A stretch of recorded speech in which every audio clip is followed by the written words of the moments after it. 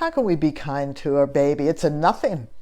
It was a sperm and an egg just a few days ago, and now it's a being.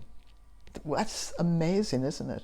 Part of you and part of your partner, or if this was IVF, part of that other man is this child.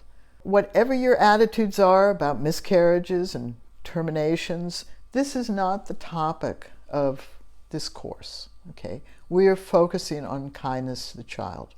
There are reasons why babies don't go to term, whether it's a miscarriage or an abortion. But we can still have a kindness to this child, and that's important because all life exists, and if we are kind to anything in life, it's always better. You know, every time we used to chop down a tree, that tree's living. So if we thank it for giving us shelter or fuel, then we feel better, and it's something that we are doing in this greater creation of life. So during this first 12 weeks, if we are kind to our baby as it's growing, and kind to its baby's mother, as we talked about, then that's a good place to be. So sometimes we have bad thoughts, not once a day, sometimes 100 times a day. The one thing that we've learned in all of this is honor the negative voice. It just rattles on.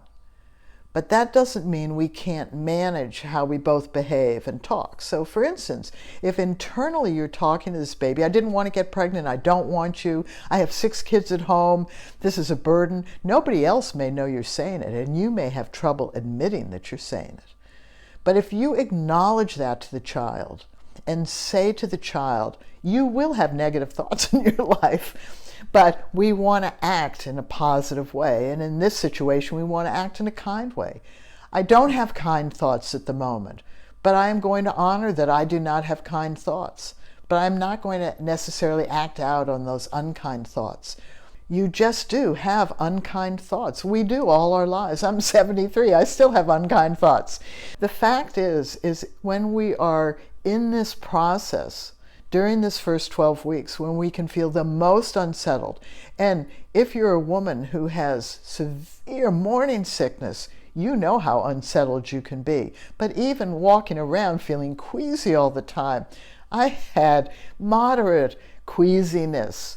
I didn't really get sick a lot, but certain odors, oh my God, movement, oops, Now, there are some wonderful homeopathic remedies and herbs and acupuncture that you can use, as well as some medical prescriptions. So if you feel really poorly, then go ahead and try to help yourself. That's an act of kindness, and it's an act of kindness to your baby as well.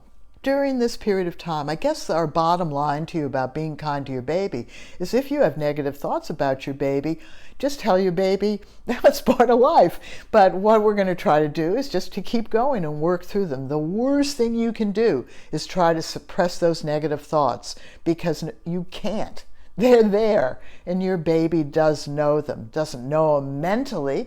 He knows them in the same way that if you are in the room with somebody who is feeling unhappy, even though they're not crying or showing anything, we have a sense of each other, and your baby has a sense of you. So that's how you become kind to your baby in these first 12 weeks from conception to 12 weeks of pregnancy.